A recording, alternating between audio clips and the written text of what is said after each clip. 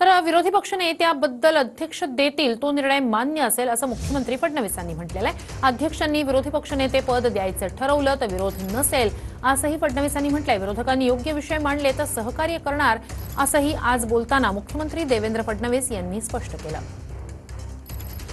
लोकसभेमध्ये जेव्हा विरोधी पक्ष नेते पद नव्हतं 10 वर्ष, तरी देखील जो सर्वात मोठ्या पक्षाचा नेता होता त्याला विरोधी पक्ष नेत्याप्रमाणे सगळे अधिकार लोकसभेने दिले होते किंवा सगळ्या प्रकारे त्या जागांवर जिथे स्टॅट्युटरीली विरोधी पक्ष नेता असतो तिथे त्यांना इन्व्हॉल्व करून घेतलं।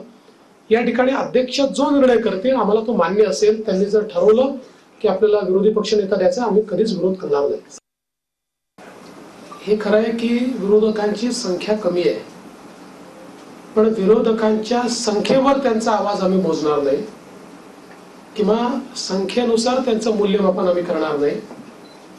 त्यांनी योग्य विषय मांडले तर त्या विषयाला तेवढ्याच प्रकारचा सन्मान आम्ही देऊ। तर यावेळेला महायुतीचं सरकार आलेलं आहे, ते 230हून अधिक जागांवर विजयी मिळवून आलेला आहे। त्यामुळे विरोधी पक्ष नेता कोण होणार याबद्दलचा प्रश्न होता, कारण तसं संख्याबळ विरोधी पक्षांकडे नाहीये। विरोधी पक्ष नेता कोण होणार याकडे लक्ष। मात्र याबाबत विरोधकांनी योग्य विषय मांडले तर सहकार्य करणार आणि अध्यक्ष याबद्दल जो निर्णय घेतील, म्हणजेच विरोधी पक्ष नेत्याबद्दल जो निर्णय घेतील त्याबद्दल तो निर्णय मान्य असेल असं मुख्यमंत्री देवेंद्र फडणवीस यांनी म्हटलेलं आहे। आज मुख्यमंत्री पदाची शपथ देवेंद्र फडणवीस यांनी घेतली, त्यानंतर मंत्रालयात त्यांनी कॅबिनेट बैठक घेतली, त्यानंतर त्यांनी पत्रकारांशी संवाद साधला आणि या वार्तालापावेळी अध्यक्षांनी विरोधी पक्ष नेतेपद द्यायचं ठरवलं तर विरोध नसेल असं मुख्यमंत्री देवेंद्र फडणवीस यांनी स्पष्ट केलेलं आहे।